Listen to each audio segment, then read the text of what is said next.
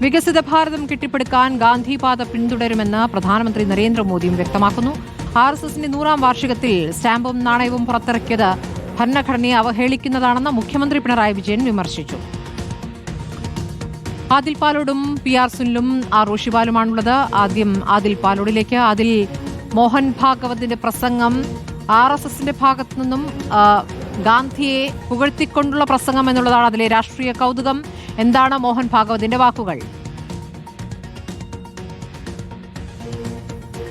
നാഗ്പൂരിൽ വാർഷികമായി നടക്കുന്ന വിജയദശമി പരിപാടിയോടനുബന്ധിച്ചാണ് ഇന്ന് മോഹൻ ഭഗവതിന്റെ ഈ വാക്കുകൾ ഗാന്ധി സ്തുതി വരുന്നത്. പ്രസംഗത്തിന്റെ തുടക്ക ഭാഗത്താണ്. ഇന്ന് ഒക്ടോബർ 2 സ്വർഗീയനായ ഗാന്ധിയുടെ ജയന്തിയാണ് എന്ന് പറഞ്ഞുകൊണ്ടാണ് പരാമർശം തുടങ്ങുന്നത്.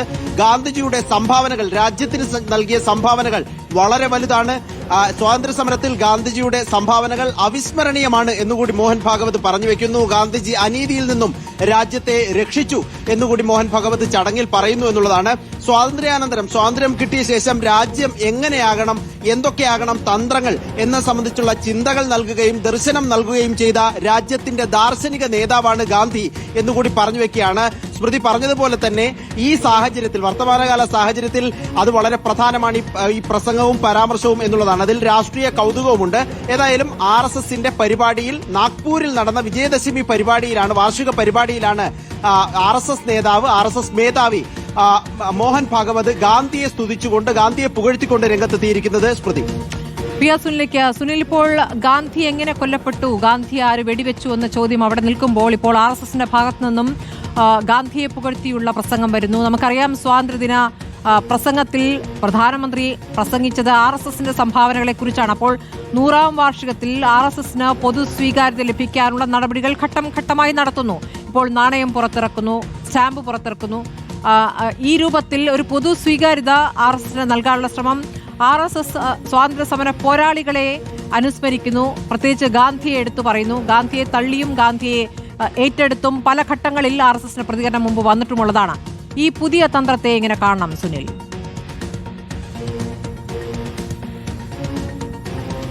സ്മൃതി, തീർച്ചയായും ഇതൊരു വലിയ രാഷ്ട്രീയ നീക്കത്തിന്റെ ഭാഗമാണ് എന്ന കാര്യത്തിൽ യാതൊരു സംശയമില്ല. നമുക്കറിയാം, RSSന് സ്വാതന്ത്ര്യ സമരത്തിൽ എന്ത് പങ്കാണുള്ളത് എന്ന കാര്യത്തിലൊക്കെ തന്നെ വലിയ ചർച്ചകൾ തുടരുന്ന ഒരു കാലമാണ്. ഏതായാലും ഗാന്ധിയെയും ഗാന്ധിയുടെ സ്വാതന്ത്ര്യ സമര നീക്കങ്ങളെയും ഒരു കാലത്തും അംഗീകരിക്കാത്ത ഒരു സംഘടനയായിരുന്നു തുടക്കകാലത്ത് RSS. ഗാന്ധിജി തന്നെ പറഞ്ഞത് ജനാധിപത്യത്തെയും വ്യക്തി സ്വാതന്ത്ര്യത്തെയും അംഗീകരിക്കാത്ത സംഘടനയാണ് RSS എന്ന് ഗാന്ധിജി തന്നെ പറഞ്ഞിട്ടുണ്ട്. അപ്പോൾ ആ ഗാന്ധിയെ RSS ഇപ്പോൾ പ്രകീർത്തിക്കുമ്പോൾ തീർച്ചയായും അത് നല്ല കാര്യം തന്നെയാണ്. RSS ഗാന്ധിജിയെ അംഗീകരിക്കുന്നു എന്നത് ഏതായാലും നല്ല കാര്യം എന്ന് നമുക്ക് വിശേഷിപ്പിക്കാം. ഏതായാലും RSSനെ സംബന്ധിച്ച് വളരെ വ്യക്തമായ വീക്ഷണം അന്നത്തെ കാലത്തെ എല്ലാ സ്വാതന്ത്ര്യ സമര സേനാനികൾക്കും ഉണ്ടായിരുന്നു. പ്രത്യേകിച്ച് സർദാർ പട്ടേലൊക്കെ തന്നെ RSSനെ വളരെ ശക്തമായി വിമർശിച്ചിട്ടുണ്ട്. ഗാന്ധിയുടെ വധത്തിൽ RSSന് പങ്കുണ്ട് എന്ന് ശ്യാമപ്രസാദ് മുഖർജിക്ക് അയച്ച കത്തിലൂടെ സർദാർ പട്ടേൽ ചൂണ്ടിക്കാണിക്കുന്നുണ്ട്. മാത്രമല്ല, ഹിന്ദുരാഷ്ട്രം എന്ന ഒരു ആശയമാണ് RSS മുന്നോട്ട് വയ്ക്കുന്നത്.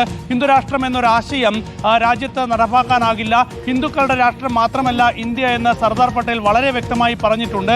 സ്വന്തമായി ഒരു സേനയുള്ള RSS ഗുണ്ടായുസത്തിലൂടെയല്ല ഹിന്ദുക്കളുടെ സംരക്ഷണം ഉറപ്പാക്കേണ്ടത് എന്ന് വളരെ ശക്തമായി സർദാർ പട്ടേൽ മുൻപ് പറഞ്ഞിട്ടൊക്കെ തന്നെയാണ്. അപ്പോൾ ആ സർദാർ പട്ടേലിനെ ഉയർത്തി കാണിച്ച് ഗുജറാത്തിലൊക്കെ തന്നെ വലിയ ഒരു ശില്പമൊക്കെ ഉണ്ടാക്കിയുള്ള പ്രചരണം നമ്മൾ നേരത്തെ കണ്ടതാണ്. അപ്പോൾ പതുക്കെ പതുക്കെ പഴയ ആ ഒരു ചരിത്രം മാറ്റിയെടുത്തുകൊണ്ട് RSS ഇന്ത്യയിലെ ഏറ്റവും വലിയൊരു സാംസ്കാരിക സംഘടനയാണ്, സന്നദ്ധ സംഘടനയാണ്, രാജ്യത്തിന് വേണ്ടി നിലകൊള്ളുന്ന ഒരു സംഘടനയാണ് എന്ന രീതിയിലേക്ക് മാറ്റിയെടുക്കാനുള്ള വലിയൊരു നീക്കം രാഷ്ട്രീയമായി തന്നെ BJPയും RSSും നടത്തുന്നു.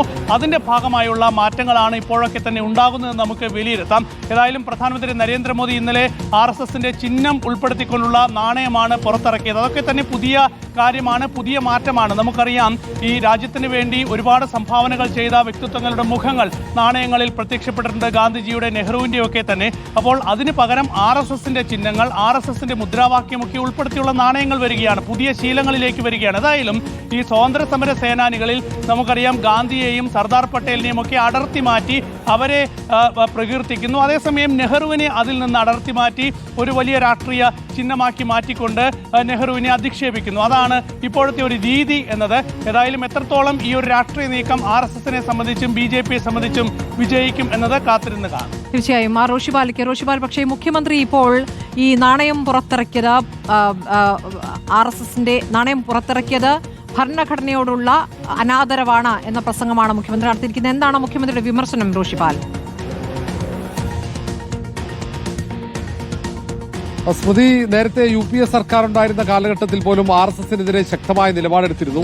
പക്ഷേ തുടർച്ചയായി BJP സർക്കാർ അധികാരത്തിലെത്തിയതിനു ശേഷമാണ് RSSന് കൂടുതൽ സ്വാതന്ത്ര്യവും കൂടുതൽ സ്വീകാര്യതയും കേന്ദ്ര സർക്കാർ നൽകുന്നത്. ആ ഒരു നീക്കത്തിന്റെ തുടർച്ചയായിട്ടാണ് CPM-ഉം മുഖ്യമന്ത്രി പിണറായി വിജയനും ഈ സ്റ്റാമ്പും ഒപ്പം നാണയവും പുറത്തിറക്കിയതിനെ കാണുന്നത്. അതുകൊണ്ടാണ് കടുത്ത വിമർശനം മുഖ്യമന്ത്രി പിണറായി വിജയൻ ഉയർത്തുന്നത്. ഭരണഘടനയെ അവഹേളിക്കുന്നതിന് തുല്യമാണ് ഈ RSSന്റെ വാർഷികത്തിൽ RSSനെ പ്രകീർത്തിച്ചുകൊണ്ടുള്ള സ്റ്റാമ്പും ഒപ്പം നാണയവും പുറത്തിറക്കിയത് എന്ന വിശേഷണമാണ് മുഖ്യമന്ത്രിയുടെ ഭാഗത്തുണ്ടാകുന്നത്. മാത്രവുമല്ല, ഈ ഗാന്ധിജിയുടെ ഓർമ്മകളെപ്പോലും RSS സർക്കാർ ഭയപ്പെടുകയാണ്. അതിന്റെ ഭാഗമായി സവർക്കറെ ഗാന്ധിജിക്ക് പകരക്കാരനായി കൊണ്ടുവരാനുള്ള നീക്കം പോലും നടക്കുന്നുണ്ട്. RSSുമായി ബന്ധമുള്ള ഗാന്ധിവധം, അതിൽ സവർക്കർ വിചാരണയ്ക്ക് വിധേയനായ ആളാണ്. അങ്ങനെയുള്ള ആളുടെ സംഘടനയാണ് RSS. അങ്ങനെയുള്ള ഒരു സംഘടനയ്ക്ക് ഇത്രയേറെ പ്രാധാന്യം, അതും ഗാന്ധി ജയന്തിയുടെ തലേന്നാണ് സ്റ്റാമ്പ് പുറത്തിറക്കുന്നത്, നാണയം പുറത്തിറക്കുന്നത്. അതൊക്കെ വളരെ ഏറ്റവും മോശമായ കാര്യമാണ്, പ്രതിഷേധിക്കേണ്ട വിഷയമാണ് എന്ന് തന്നെയാണ് മുഖ്യമന്ത്രി പിണറായി വിജയൻ പറയുന്നത്.